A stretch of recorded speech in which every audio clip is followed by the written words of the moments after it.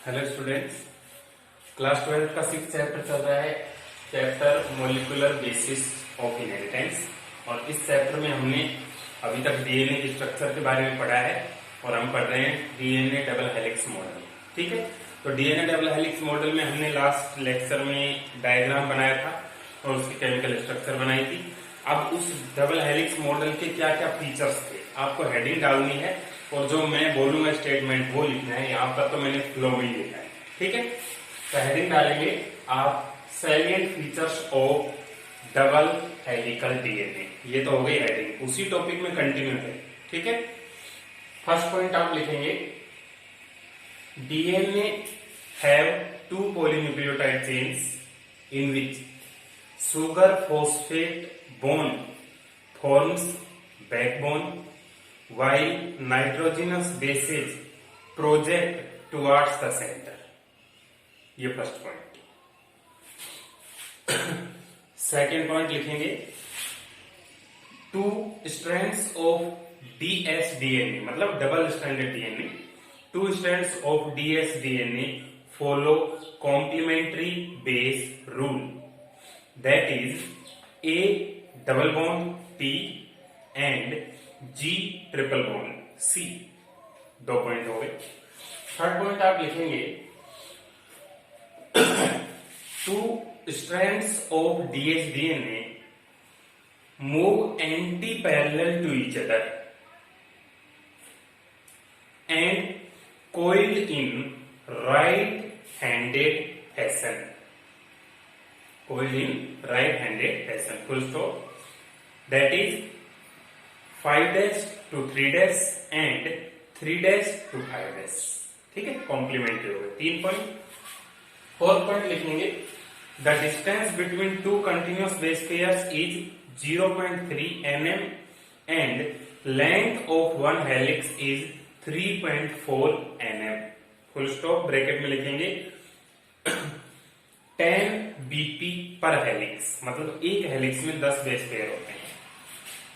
ठीक है, तो ये टोटल पॉइंट हो गए डबल हेलिक्स मॉडल के। तो यहाँ पर सिंगल जो वॉटसन एंड क्रिक ने दिया था डबल हेलिक्स मॉडल वो कंप्लीट होता है। नेक्स्ट हेडिंग आप लिखेंगे सेंट्रल डोग्मा। मैंने पहले बताया आपको सेंट्रल डोग्मा आगे लिख दीजिए गिवन बाय फ्रांसिस क्रिक। इसमें पॉइंट लिखेंगे genetic information flow unidirectionally, that is from DNA to mRNA and from mRNA to proteins। मतलब DNA से mRNA बनना और mRNA से प्रोटीन बनना, ये जेनेटिक इंफॉर्मेशन ट्रांसफर हो गई डीएनए से प्रोटीन में। इसी को हम सेंट्रल डोग्मा बोलते हैं। ठीक है, तो सेंट्रल डोग्मा में ये बनाएंगे DNA to mRNA, mRNA to प्रोटीन। डीएनए से mRNA बनना ट्रांसक्रिप्शन, mRNA से प्रोटीन बनना ट्रांसलेशन और डीएनए से डीएनए बनना रेप्लिकेशन। ठीक है, ये तो है central dogma.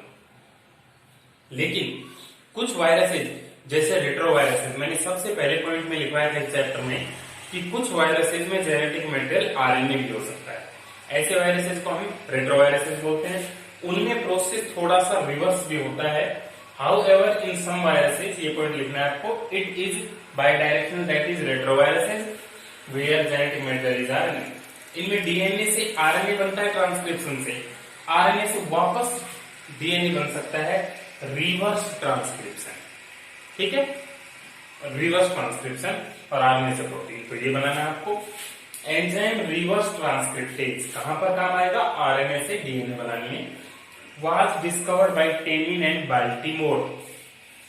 The process of formation of DNA from RNA is called टेमिनिज्म। इस रिवर्स ट्रांसक्रिप्शन प्रोसेस को टेमिनिज्म भी बोलते हैं क्योंकि टेमिन एंड बाल्टीमोर ने ये डिस्कवर किया था। समझे आप? तो पॉइंट्स जिस तरह से मैंने बोले उस तरह लिखना है। सेंट्रल डोग्मा को ऐसे ही लिखना है। नेक्स्ट टॉपिक अब हम पढ़ेंगे पैकेजिंग ऑफ जेनेटिक मटेरियल। इतना बड़ा डीएनए है, वो किस तरह से स्टेबलाइज होता है, किस तरह से पैक हो जाता है एक स्मॉल क्रोमोसोम या फिर स्मॉल न्यूक्लियस के अंदर। ठीक है, लिखें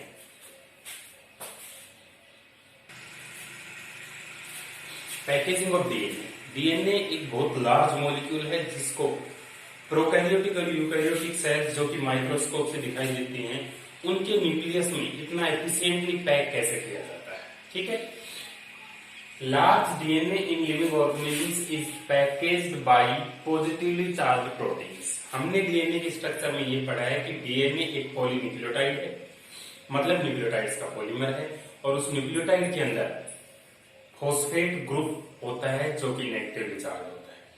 तो फॉस्फेट ग्रुप की प्रेजेंस के कारण डीएनए भी एक negatively charge protein, negatively charge molecule है। उस नेगेटिवली चार्ज मॉलिक्यूल जो कि ऑर्गेनिजम्स में जेनेटिक मटेरियल की तरह काम करता है, उसको स्टेबलाइज करने के लिए डीएनए बाइंड करता है पॉजिटिवली चार्ज प्रोटीन से। ठीक है, तो वो पॉजिटिवली चार्ज प्रोटीन्स होती हैं हिस्टोन और नॉन हिस्टोन। प्रोकैरियोट्स में सिर्फ नॉन हिस्टोन प्रोटीन्स होती हैं जो कि न्यूक्लियोइड में प्रेजेंट डीएनए को स्टेबलाइज करती हैं, जबकि यूकैरियोट्स में हिस्टोन एंड नॉन हिस्टोन दोनों टाइप की प्रोटीन्स होती हैं। Prokaryotes have non-histone proteins and eukaryotes have histone proteins for DNA packaging. Non-histone nucleoid में और हिस्टोन न्यूक्लियस में डीएनए को स्टेबलाइज करते हैं। Packaging of DNA in eukaryotic organisms is explained by nucleosome model. Nucleosome model according to this model, मतलब ये जो points हैं ये न्यूक्लियोसोम मॉडल के हैं। न्यूक्लियोसोम मॉडल क्यों दिया गया था? डीएनए की पैकेजिंग को एक्सप्लेन करने के लिए। कौन सी ऑर्गेनिजम्स में? यूकैरियोटिक ऑर्गेनिज्म में।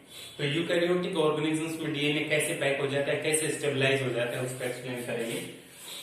The negatively charge DNA molecule is stabilised by positively charge histone proteins and non histone proteins, NHC, non histone. Histone proteins are basic in nature due to abundance of basic amino acids lysine and arginine। बहुत important है, कई बार इससे question भी आता है कि histone protein जो कि बेसिक नेचर की हैं और डीएनए को स्टेबलाइज करती हैं, उनमें कौन से दो एमिनो एसिड अबंडेंटली प्रेजेंट होते हैं? लाइसिन एंड आर्जिनिन दोनों ही बेसिक एमिनो एसिड हैं जो उस प्रोटीन को पॉजिटिव चार्ज प्रोवाइड करते हैं। There are 5 type of histones stabilising the DNA, that is H1, H2A, H2B, H3, H4। 5 तरह की हिस्टोन है जो पूरे डीएनए को स्टेबलाइज कर देती हैं। Out of that H1 histone stabilizes linker DNA and H2A, H2B, H3, H4 form core of nucleosome। अब ये मैं स्ट्रक्चर बनाऊंगा, इसके बाद उसमें ये कोर और लिंकर डीएनए समझ में आएगा। तो आपको ये पॉइंट्स यूं क्यों लिखने हैं सारे।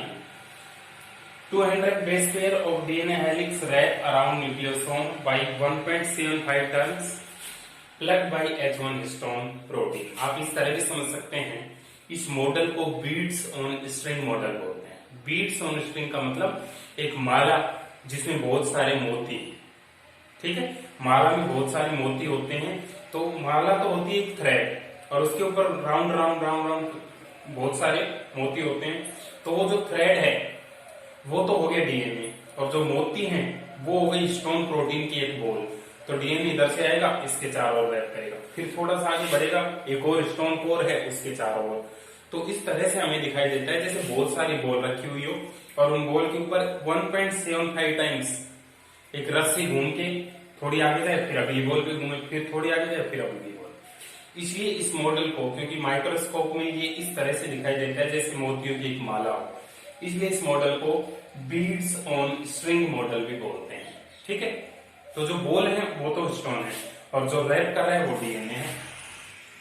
तो एक बार रैपिंग होती है 1.75 टाइम्स और उस रैपिंग में 200 बेस पेयर स्टेबलाइज हो गए, क्योंकि पॉजिटिव हिस्टोन कोर की जो बॉल है उसके ऊपर नेगेटिव डीएनए कोइल हो गया।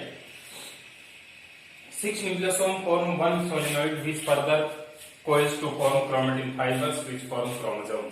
डीएनए से बना न्यूक्लियोसोम, फिर 6 न्यूक्लियोसोम मिलकर एक सोलेनॉइड, बहुत सारे सोलेनॉइड्स एक के साथ दूसरा अरेंज होकर बनाते हैं एक क्रोमेटिन फाइबर, और वो क्रोमेटिन फाइबर बना देते हैं क्रोमोसोम। ठीक है, पॉइंट्स आपको यूं लिखने हैं, मैं अब डायग्राम बता देता हूं, उसमें अच्छे से आपको समझ में आ जाए। लिखिए,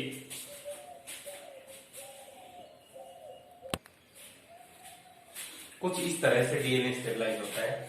ये जो मैंने बॉल बनाई है ये तो है हिस्टोन कोर, और मैंने पॉइंट में लिखा है हिस्टोन कोर में 4 प्रोटीन होती है, H2A, H2B, H3 और H4। ये तो यहाँ पर आ गई, हर एक की 2 कॉपी होती है, तो हम मान सकते हैं हिस्टोन ऑक्टामर है ये। H2A की भी 2, H2B की भी 2, तो टोटल 4। तो ये एक पॉजिटिवली चार्ज बॉल बन गई जिसके चारों ओर पॉजिटिव चार्ज है। ठीक है, तो ये डीएनए आएगा और इसके चारों ओर रैप करेगा कितने टाइम्स? 1.75 टाइम्स, और रैप करके आगे निकलेगा। आगे जाके दूसरी बॉल से फिर रिएक्ट करेगा, तो उन दोनों के बीच जो डीएनए उसको बोलते हैं लिंकर डीएनए, और उसको स्टेबलाइज करने वाली प्रोटीन है H1 हिस्टोन। तो दोनों को मिलाकर बोल रहे हैं एक न्यूक्लियोसोम। एक ये न्यूक्लियोसोम, एक है ये न्यूक्लियोसोम, एक ये न्यूक्लियोसोम, तो लाखों में न्यूक्लियोसोम बन जाते हैं, और हर न्यूक्लियोसोम 200 बेस पेयर डीएनए को स्टेबलाइज करता है। ठीक है, फिर ये 6 न्यूक्लियोसोम मिलकर एक सोलेनोइड टायर के जैसे एक राउंडेड स्ट्रक्चर बनाते हैं सोलेनोइड। तो अब देखो इतने ज्यादा स्पेस में 6 न्यूक्लियोसोम थे, अब एक टायर बनेगा तो इतने से स्पेस में कितने आ गए, 6 न्यूक्लियोसोम आ गए, तो एक सोलेनोइड बन गया। अब ऐसे सोलेनोइड जैसे एक टायर के पीछे दूसरा टायर रखा हो और पूरी ऐसे लाइन बन जाए, ऐसे बहुत सारे सोलेनोइड मिलकर आप ये स्ट्रक्चर ऐसे बना सकते हैं, स्मॉल एस फिर स्मॉल एस फिर स्मॉल एस ऐसे। ठीक है, ये डायग्राम ऐसे बनाए, ये बन जाएगा क्रोमेटिन फाइबर, और इस क्रोमेटिन फाइबर से जुड़कर बन जाएगा क्रोमोसोम। इसका मतलब अगर हम डीएनए की पैकेजिंग को स्टडी करना चाहें तो सबसे पहले हमें न्यूक्लियस लेना है, न्यूक्लियस में से क्रोमोसोम निकलेगा, जब क्रोमोसोम को खोलेंगे तो क्रोमेटिन फाइबर निकलेगा, क्रोमेटिन फाइबर को और अनकोइल करेंगे तो सोलेनोइड निकलेगा, और सोलेनोइड को भी अनकोइल करेंगे तो न्यूक्लियोसोम निकलेगा, न्यूक्लियोसोम को भी अनकोइल करेंगे तो बॉल तो अलग हो जाएगी और डीएनए अलग हो जाएगा। ठीक है, तो इस तरह से पैकेजिंग है। सीक्वेंस क्या है, न्यूक्लियोसोम, सोलेनोइड, क्रोमेटिन फाइबर और क्रोमोसोम, इस तरह से पैक हो गए। ठीक है, ये डायग्राम इस जगह पर डायग्राम एनसीईआरटी बुक में एक ही डायग्राम दिया हुआ है पैकेजिंग ऑफ डीएनए में, वो डायग्राम आपको यहाँ बनाना है। तो 1 2 3 4 4 डायग्राम बनाए उन पॉइंट्स पर लिखने के बाद। समझ गए होंगे आप किस तरह से डीएनए पैक होता है। एक ह्यूमन सेल में 2.2 मीटर का डीएनए होता है। ठीक है, तो ये पॉइंट आप टॉप पर लिख दीजिए, एक ह्यूमन सेल के जीनोम में 2.2 मीटर का डीएनए होता है, जो देखो इस तरह से पैक होता है कि सेल दिखाई नहीं देती, उसमें न्यूक्लियस नहीं दिखाई देता, और उसमें 2.2 मीटर का डीएनए पैक हो जाता है।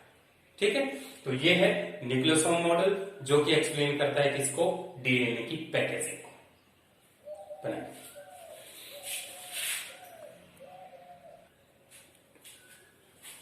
पैकेजिंग ऑफ डीएनए में टॉपिक तो कंप्लीट हो गया, उसके बाद लिख दीजिए इंपॉर्टेंट पॉइंट, ये 3 पॉइंट लिखें। Roger Kornberg reported that chromosome is made up of DNA and protein इन 1:1। मैंने पहले बता रखा है, एक क्रोमोसोम में 1:1 में डीएनए और हिस्टोन प्रोटीन्स होती हैं। Chromosomes were discovered by Karl Wilhelm Hofmeister. Hofmeister ने क्रोमोसोम्स को डिस्कवर किया था। Beadle and Tatum reported that chromatin fibres look like beads on strings where beads are repeated units of proteins। Beetle और Titan ने सबसे पहले बताया था कि क्रोमेटिन फाइबर्स को जब खोलते हैं तो इस तरह की स्ट्रक्चर माइक्रोस्कोप के नीचे दिखाई देती है, जैसा कि बीड्स ऑन स्ट्रिंग, मोती गिरोए हुए जो माला होती है वो। उसके बाद डिफरेंस बिटवीन हेटेरोक्रोमेटिन एंड यूक्रोमेटिन, मैंने आपको बताया कि सेल जब रेस्टिंग फेज में होती है तो क्रोमोसोम न्यूक्लियोप्लाज्म में डिसॉल्व हो जाते हैं, और उस डिसॉल्व्ड थ्रेड लाइक स्ट्रक्चर को क्रोमेटिन बोलते हैं। टर्म क्रोमेटिन फ्लेमिंग ने दी थी, और ये क्रोमेटिन मटेरियल जब हम उस न्यूक्लियस को स्टेन करके माइक्रोस्कोप के नीचे देखते हैं तो ये अलग अलग तरह का दिखाई देता है, एक है यूक्रोमेटिन और एक है हेटेरोक्रोमेटिन, इसमें डिफरेंस।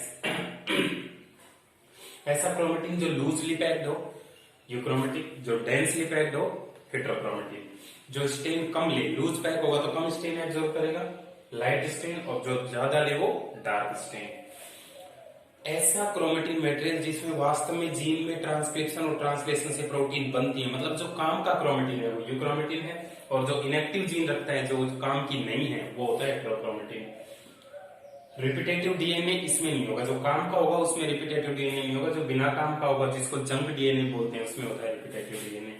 ट्रांसक्रिप्शनली एक्टिव होता है, मतलब इसमें ट्रांसक्रिप्शन ट्रांसलेशन से प्रोटीन बनती है और इसकी नहीं बनती। ठीक है, तो ये पैकेजिंग के बारे में हो गया कंप्लीट। इसके बाद हम नया टॉपिक पढ़ेंगे, सर्च फॉर जेनेटिक मटेरियल, मतलब जेनेटिक मटेरियल ऑर्गेनिजम्स में डीएनए है ये हमें आज पता है, लेकिन ये कौन से साइंटिस्ट ने इस पर वर्क किया और कैसे कंक्लूड आउट किया कि डीएनए ही जेनेटिक मटेरियल होता है। ठीक है, तो ये अगला टॉपिक पढ़ेंगे, इसको लिखिए आप।